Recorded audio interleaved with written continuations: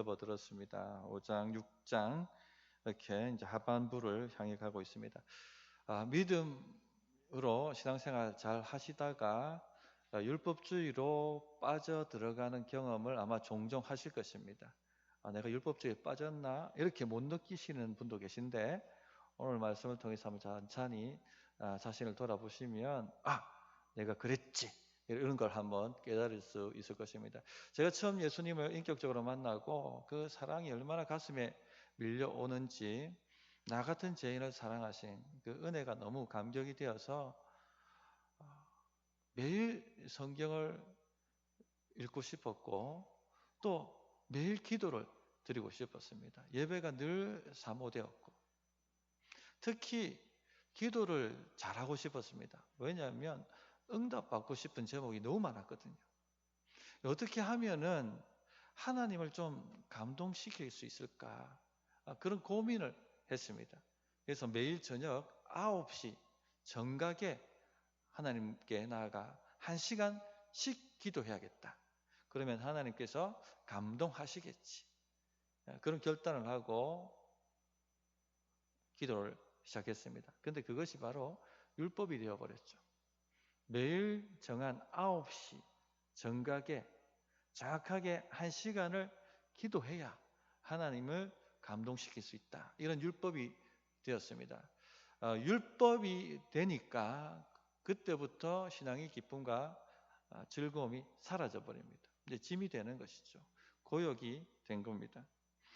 처음 또 기도를 시작하는 사람이 1시간을 채운다는 것은 너무나도 힘든 일입니다. 그것도 매 시간 저녁 9시 정회가 한다는 것도 너무 힘든 일이죠. 그래서 성공한 날에는요, 하나님께서 활짝 웃으시는 것 같았습니다. 다음 날 내가 모든 하는 일에 복을 주시고 응답을 하실 것 같았습니다. 그러나 실패하는 날에는요, 하나님께서 얼굴을 찡그리시고 노한 인상으로 저를 쳐다보실 것 같았습니다. 그게 불안했습니다, 마음이. 9시가 다가오면 무슬림들이 장각에 공항에 있든지 식당에 있든지 집에 있든지 커피숍에 있든지 어떻게 합니까? 메카를 향해서 절을 하지 않습니까? 기도를 하는 것처럼 9시가 되면은 기도처를 찾아가지고 기도를 했습니다. 만약에 그것을 하지 않으면 하나님께서 노하시는 것 같았습니다. 이처럼 저는 율법의 종이 되어서 신앙의 기쁨과 즐거움을 상실하고 말았습니다. 혹시 우리 성도님들 가운데 저처럼 율법주의로 빠져들어서 신앙의 참 기쁨과 즐거움을 상실하고 계신 분은 없습니까? 사도 바울이 갈라디아 교인들에게 굳게 서서 다시는 종의 멍에를 매지 말라라고 권면하고 계십니다. 오늘 저는 이 사도 바울의 말씀을 그대로 들어서 우리 성도님들에게 권면하고자 합니다. 굳게 서서 다시는 종의 멍에를 매지 마십시오. 복음의 자유를 지키십시오.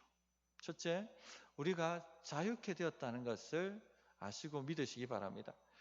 1절 말씀을 보십시오. 그리스도께서 우리를 자유롭게 하려고 자유를 주셨으니 그러므로 굳건하게 서서 다시는 종의 멍에를 매지 말라 말씀하셨습니다. 예수님께서 우리를 자유케 하셨습니다. 어디서 우리를 자유케 하셨습니까? 그 갈라디아서 4장 기억나십니까? 갈라디아서 4장 3절에 보면 이런 말씀이 있죠.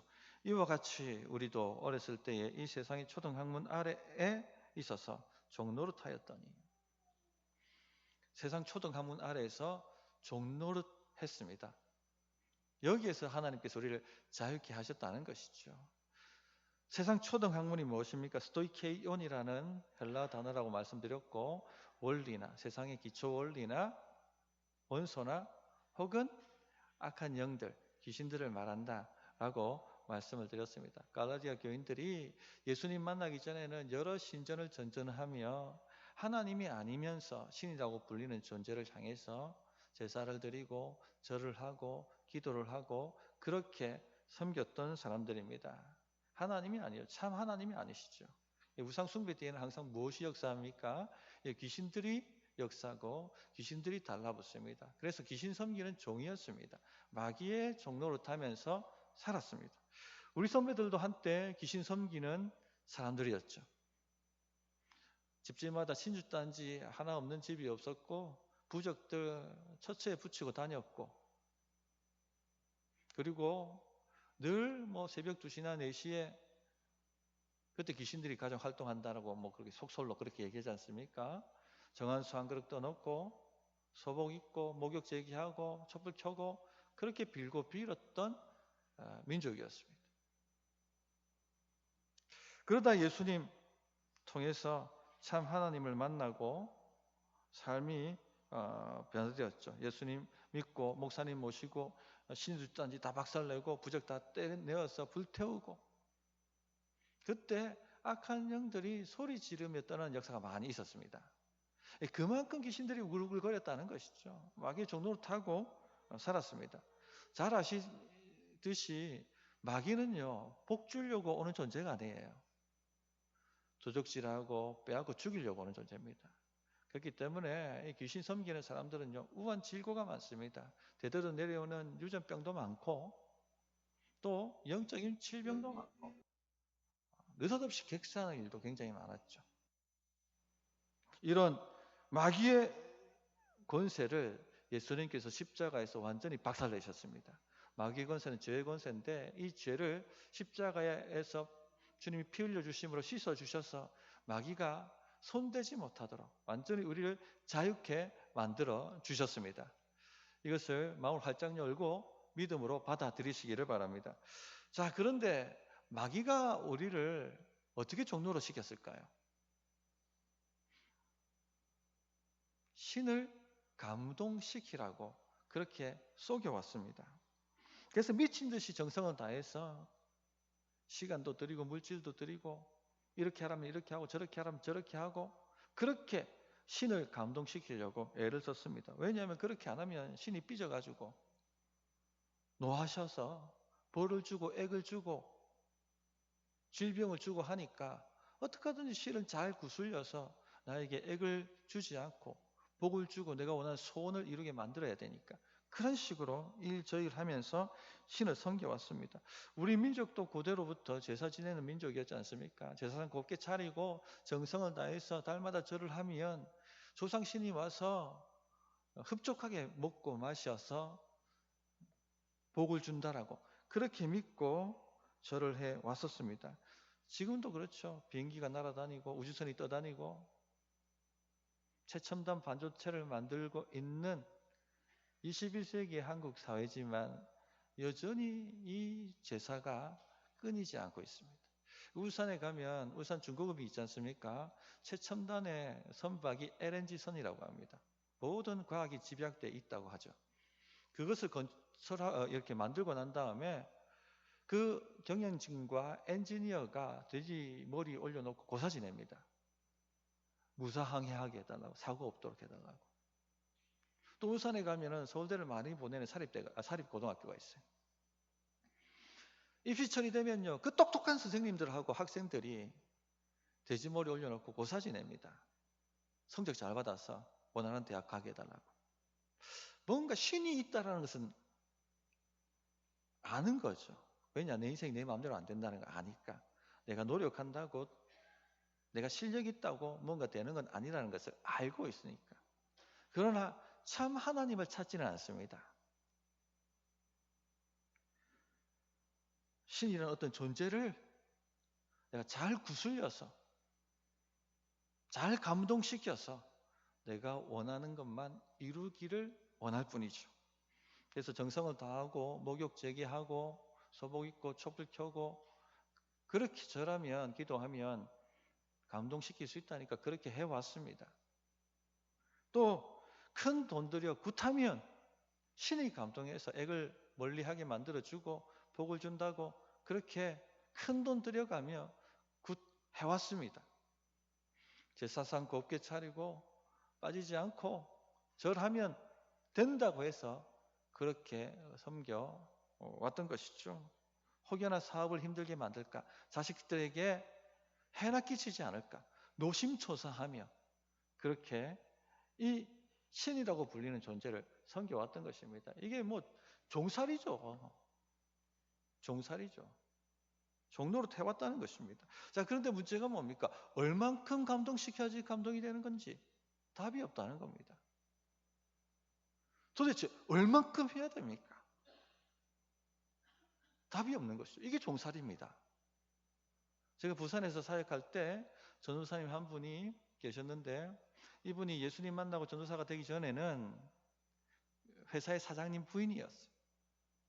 딸 둘 낳고 어렵사리 아들을 낳았는데 늘 점집을 드나드는데 한 번은 이 무당이 하는 말이, 이 아들에게 애기 있다, 큰 굿을 해야 된다고 얘기를 하는 겁니다.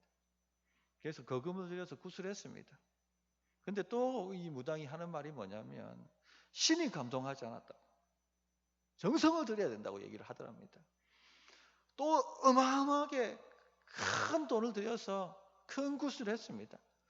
그런데도 불구하고 또 신이 감동 안 했다고, 또 하고 또 하고, 그 여름에 덤프트럭에 치여서 아들이 죽습니다.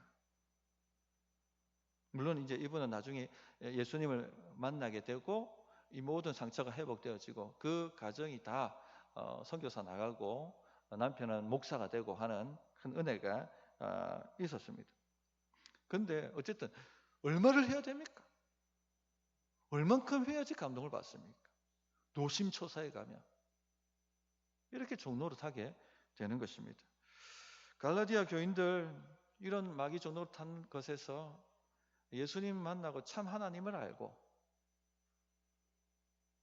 자유케 되었습니다. 주의 피로 죄 씻음 받았고 주의 의로 의롭다함을 받았고 완전히 자유케 되었습니다. 성도님들, 우리도 마찬가지죠. 우리도 참 하나님을 알게 되었고 이 종노릇하던 것에서 해방이 되었습니다. 주의 피로 죄 씻음 받았고 주의 의로 의롭다 하심을 받았고 하나님의 자녀가 되었습니다. 이제 저주를 받을까, 액을 당할까, 화를 당할까 노심초사할 필요가 없습니다. 우리는 하나님의 자녀가 되었습니다. 때를 따라 돕는 은혜가 주어집니다. 하나님의 은혜의 보좌가 활짝 우리 앞에 열려 있습니다. 하나님과 우리 사이를 막았던 죄담이 다 무너졌습니다. 노심초사할 이유가 없는 거예요. 뭔가 내 삶에 안 좋은 일이 생길까 봐, 우리 자식한테 안 좋은 일이 생길까 봐, 재앙이 갑자기 나에게 몰아닥칠까 봐, 그렇게 전전긍긍하면서 일저일을 하지 않으면 안 되는 것처럼 그렇게 살 필요가 없다는 것입니다. 자유케 되었습니다. 이렇게 자유케 되었다는 것을 믿으시고 이 자유를 지켜가시기 바랍니다. 둘째는 뭐냐면요, 이 자유를 잃어버릴 수 있다는 겁니다. 예수님 안에 들어와 있지만 이 자유를 잃어버릴 수 있다는 것이죠. 어떻게 하면? 율법주의에 빠져들면. 자, 1절을 다시 한번 보십시오. 그리스도께서 우리를 자유롭게 하려고 자유를 주셨으니 그러므로 굳건하게 서서 다시는 종의 멍에를 매지 마라. 이 말씀이 무슨 말씀입니까? 다시 세상 초등 학문으로 종살이 하도록 종의 멍에를 맬 수 있다 하는 것을 알려주고 있는 것이죠. 굳건하게 서라, 이 말씀은요 군사 용어입니다. 자기 자리 사수하고 지키라는 것입니다. 즉 우리가 가지고 있는 이 자유의 자리를 침범하고 공격하는 세력이 있다는 것을 알려주고 계십니다. 마귀는요 절대 혼자 죽지 않습니다. 그리고 예수 믿는 사람 절대 가만 놔두지 않습니다. 같이 죽어야지, 망해도 같이 망해야지, 이렇게 바락바락 악을 쓰고 삼킬차를 찾아서 돌아다니고 있는 것입니다. 자, 그런데 마귀가요 이미 신자가 된 사람들을 어떻게 초등학문으로 종살이 하도록 유혹을 할 수 있을까요? 점집에 가라? 달마도 걸어놓고 절하라? 제사상에 절하라? 이렇게 하면 여기 계신 분들 중에 이 유혹에 빠져든 사람이 누가 있습니까? 아무도 없어요. 그런 식으로 유혹 안 합니다. 이미 신자가 된 사람은 어떻게 유혹할까요? 그러면요 율법을 지켜서 하나님을 감동시키라고 얘기합니다. 그렇게 율법주의로 우리를 빠져들게 만드는 것이죠. 보십시오. 갈라디아 교인들 우상 숭배하다가 바울이 전한 복음을 듣고 참 하나님을 알고 돌아왔습니다. 그 하나님의 사랑에 얼마나 감사했는지 예배가 사모되어지고 사는 것이 기쁘고 즐겁고 행복했습니다. 찬송을 불러도 또 부르고 싶었고 기도해도 또 기도를 하고 싶었고 말씀이 송이꿀보다 단 것처럼 다가왔었습니다. 그러니까 이 성령도 역사하시니까 기도하는 것마다 응답이 일어났고요. 우환질고는 끊어졌고 귀신들은 떠나가고 질병도 치유되어지는 놀라운 역사들이 많이 일어났죠. 초대교회는. 천국을 맛보는 것이었습니다. 이 천국이 있다는 것을 알 수 있을 만큼 하나님의 통치에 임재가 충만했었죠. 그러니까 이 은혜가 충만하니까 말씀을 전하는 사도 바울을 사랑하는 마음도 막 충만했죠. 그래서 자기 눈이라도 빼가지고 사도 바울의 저 눈을 고쳤으면 좋겠다라고 할 만큼 사도는 정성을 다해서 사랑하는 마음으로 성도들에게 말씀을 전하고 성도들은 아멘으로 화답하며 존경하고 사랑하고 정말 이상적인 교회 아닙니까? 성령이 충만한 교회, 하나님이 역사하시는 교회 아닙니까? 진짜 교회다운 교회 아닙니까? 그런데요, 예루살렘에서 예루살렘 사도들의 추천서라는 것을 가지고 있다라고 주장하는 사람들이 오면서 상황과 환경이 바뀌어 버렸습니다.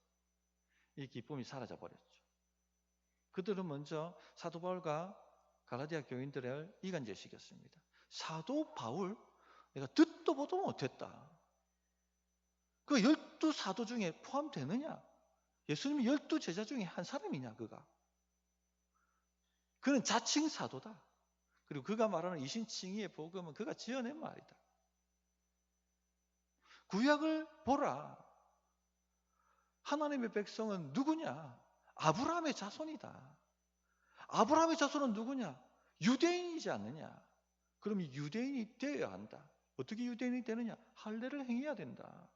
그러므로 당신들이 하나님의 백성이 되려고 한다면 아브라함의 자손이 되어야 되고 그러려면 유대인이 되어야 되니까 할례를 행하라 하면서 율법주의를 살짝 듭니다. 그것을 이 갈라디아 교인들이 덥석 받아 물었죠. 왜냐하면 아직 복음의 기초가 확립되어 있지 않으니까 그 말하는 것이 얼마나 논리적입니까? 아브라함의 자손이 당연히 하나님의 백성이죠. 그럼 누가 아브라함의 자손이냐? 유대인이지 않습니까? 그럼 유대인은 어떻게 됩니까? 할례를 행해야 되거든요. 너희가 할례를 행하라. 논리적이고 합리적으로 들렸던 것입니다. 그래서 그 말씀을 덥석 물었죠. 그리고 할례를 행하기 시작합니다. 율법주의로 빠져들기 시작한 것입니다.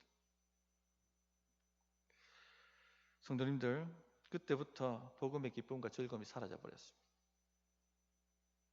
자유를 잃어버렸습니다. 사도 바울이 원수같이 보였습니다.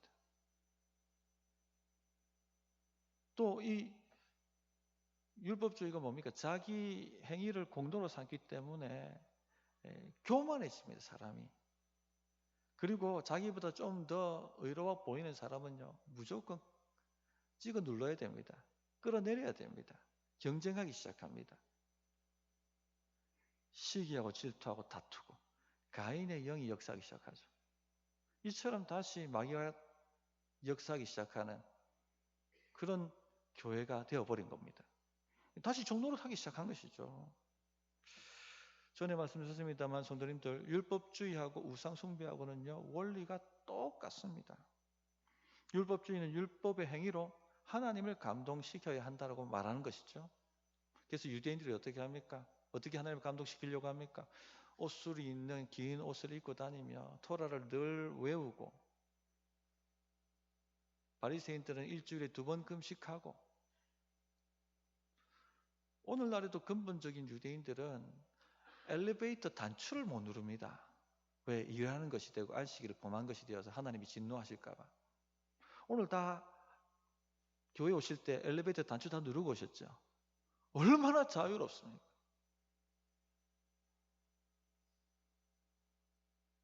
율법의 행위로 하나님을 감동시키려고. 우상숭배는 뭐라고 얘기합니까? 신을 감동시키라고 얘기합니다. 어떻게? 행위로. 무슬림들이 하루 3번 정확한 시간에 종이 울리면 메카를 향하여 엎드려 기도합니다. 그것이 그들의 공로입니다. 그래야지 신이 감동된다고. 돼지고기를 먹지 않습니다. 할랄이라는 음식법을 통해서 조리된 것만 먹습니다. 그래야지 신을 감동시킬 수 있다니까. 라마단 금식 기간이 되면은 금식합니다. 원리가 똑같아요. 신을 나의 행위로 감동시킬 수 있다. 감동시켜야 한다는 것이죠. 그런데 문제가 뭡니까? 앞에서 말씀드렸습니다만 얼만큼 해야 감동이 됩니까? 답이 없는 겁니다. 이 종살이 하는 것이죠. 그래서 율법주의라든지 다른 모든 종교에는 구원의 확신이 없어요. 우리는 구원의 확신을 가르치지 않습니까? 왜? 얼만큼 해야지 감동받았는지 모르니까. 다시 세상 초등학문으로 돌아간 것입니다. 성도님들 자주 말씀드리지만 하나님은 우리의 행위로 감동을 받으시는 분입니까? 예, 감동시킬 수가 없습니다. 로마서 11장 35절에 누가 주께 먼저 드려서 갚으심을 받겠느냐. 하나님 내가 이렇게 했으니까 나에게 복을 주십시오. 이렇게 할 수 없다는 겁니다. 누가 주께 먼저 드려서 갚으심을 받겠느냐. 그런데 이 말씀을 참으로 믿지 않습니다. 못 받아들여요. 왜냐하면 세상 철학이 뭐라고 얘기합니까? 하늘은 스스로 돕는 자를 돕는다고 얘기하죠. 신자 중에도 이렇게 생각하는 사람들이 많아요. 내가 노력하면 신이 감동해서, 하늘이 감동해서 나의 복을 준다는 얘기지 않습니까? 그런 세상 철학으로 마음이 아직까지 사로잡혀 있으니까 누가 주께 먼저 드려서 갚으심을 받겠느냐. 이 말씀을 읽어도 이해도 못하고 받아들이지도 못하는 것입니다.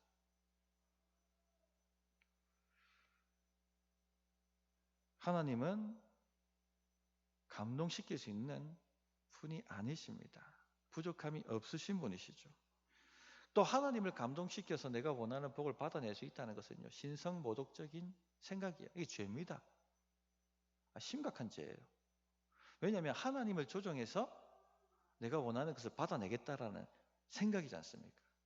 한때 유대인들이 엘리 시대 때 블레셋하고 전투를 했는데 대패를 합니다. 그러니까 어떤 짓을 합니까? 그들이 언약궤를 가지고 나가면 하나님이 감동하셔서 승리하게 하실 것이다 하고 언약궤를 들고 나오지 않습니까? 결과는 어떻게 되죠? 대패합니다. 대패. 한 대 맞고 두 대 맞는 것이죠.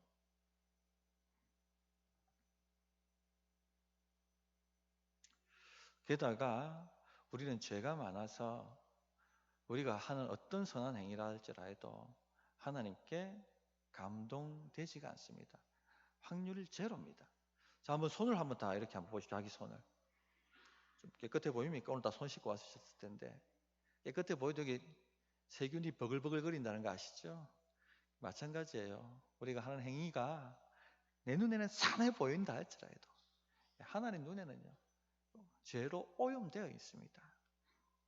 그래서 이사야서 64장 6절에 대저 우리는 다 부정한 자 같아서 우리의 의는 다 더러운 옷 같으며 우리는 다 쇠폐함이 잎사귀 같으므로 우리의 죄악이 바람같이 우리를 몰아가나이다. 우리의 의는 다 더러운 옷 같으며, 그러니까 행위로 하나님을 감동시킬 수가 있다 하는 생각 자체를 그냥 포기해버리십시오. 할 수가 없어요. 할 수가 없습니다. 그러므로 뭐 해야 됩니까? 두 손 두 발 다 들고 십자가 앞에 나와야 되는 겁니다. 하나님 나를 위해 죽어주신 그 공로, 나를 위해서 부활하셔서 의를 주신 그 공로만 내가 의지합니다. 오직 예수의 이름만을 의지하고 나왔습니다. 이렇게 두 손 두 발 다 들고 은혜 앞에 나와야 합니다.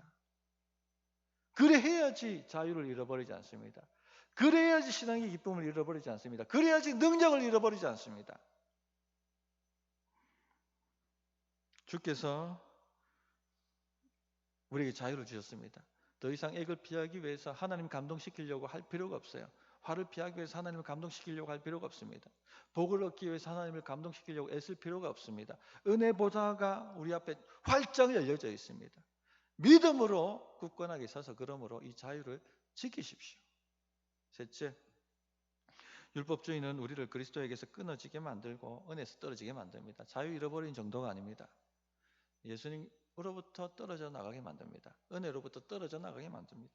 4절 보시면 율법 안에서 의롭다함을 얻으려고 하는 너희는 그 그리스도에게서 끊어지고 은혜에서 떨어진 자로다. 무서운 말씀이죠. 무서운 말씀입니다. 나는 정말 잘하려고 했는데, 나는 열심히 했는데 그것이 나를 그리스도에게서부터 떨어지게 만들고 은혜가 나에게서 떨어져 나가게 만든다면 이거 굉장히 무서운 일 아닙니까?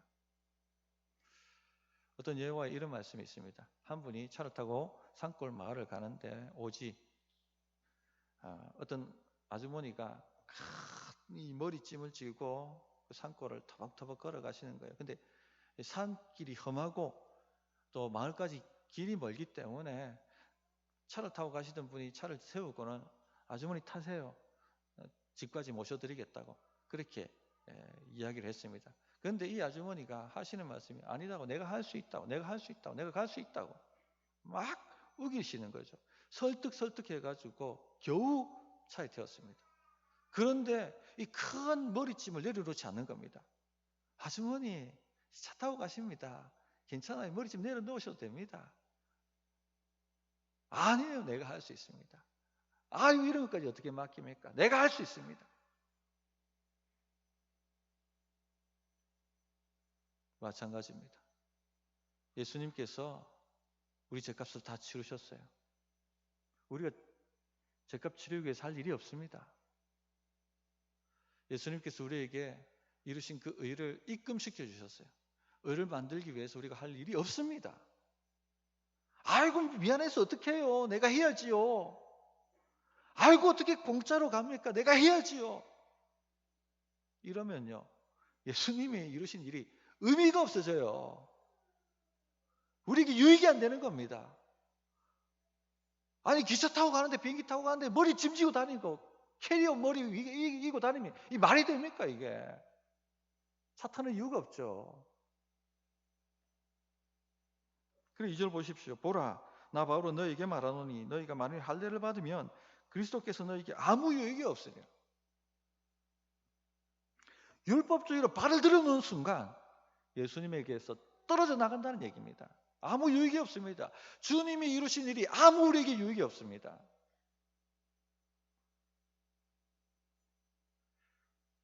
이제 내 힘으로 죄값 치러야 됩니다. 죄값이 무엇입니까? 사망입니다. 지옥 형벌입니다. 그럼 어떻게 하면 죄값 치를 수가 있습니까? 미친 듯이 선한 행위를 하면은 죄값이 치루어집니까? 하루에 100명 정도 전도하면, 입이 부르트도록 전도하면, 발이 닳도록 전도하면 그 죄값이 치루어집니까? 저 아프리카의 모든 가산을 다 털어서 교회를 세워주면 내 죄값이 치루어집니까? 아니 그것도 모자라서 저 오지에, 아프리카에 말라리아가 있는 곳에 선교사 나가서 평생 헌신하면 죄값 치루어집니까?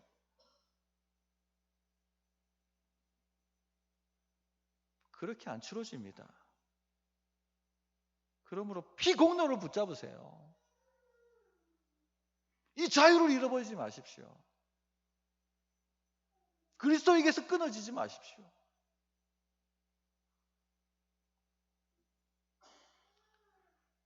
성도님들, 주께서 우리를 자유케 하셨습니다. 그리스도의 피라는 엄청난 대가를 지불하셔서 우리를 자유케 하셨습니다. 지성소 휘장을 갈라놓으시고 은혜 보좌 앞을 활짝 열어놓으셨어요. 이 은혜와 유익을 빼앗기지 마시기를 부탁드립니다. 말씀을 정리하겠습니다. 여기 계신 성도님들, 유대인처럼 살고 싶은 분 계십니까? 아마 아무도 없을 겁니다. 무슬림처럼 살고 싶으신 분이 계십니까? 아마 아무도 없을 것입니다. 그렇다면 저 우상 숭배하는 신을 감동시키기 위해서 굿도 하고 점도 보고 그렇게 살고 있는 분들처럼 되고 싶으십니까? 아무도 없을 거예요. 이사도 자기 마음대로 못해가지고 날짜를 받아야 되는 그런 종살이 하고 싶습니까? 아무도 없을 것입니다. 왜냐하면 우리는 예수 믿는 사람들이기 때문에, 자유자이기 때문에. 그렇다면 십자가 복음만을 믿는 믿음으로 살아가십시오. 그래서 5절 6절에 보면 믿음뿐이라고 얘기를 하시죠. 우리가 성령으로 믿음을 따라 의의 소망을 기다리노니 그리스도 예수 안에서는 할례나 무할례나 효력이 없으되 사랑으로서 역사하는 믿음뿐이니라. 하나님 사랑 때문에, 나를 위해 독생자 주신 그 사랑 때문에 뜨겁게 하나님을 사랑하는 그 믿음이 효력을 발휘합니다. 오늘 여러모로 교회에서 봉사하실 것입니다. 그런데 그것이 공로가 되시면 안 됩니다. 뭐가 되셔야 됩니까? 하나님을 뜨겁게 사랑하는 사랑 때문에 하는 헌신이 되셔야 돼요. 내 공로가 아니라 하나님을 뜨겁게 사랑하는 그 사랑의 헌신이 되셔야 된다는 얘기입니다. 그것이 바로 믿음이에요. 그 믿음만 효력을 발휘합니다. 그런 믿음으로 무장하시는 우리 성도님들 되셨으면 합니다. 자, 어떻게 응답해야 될지 1분간 기도하십시다.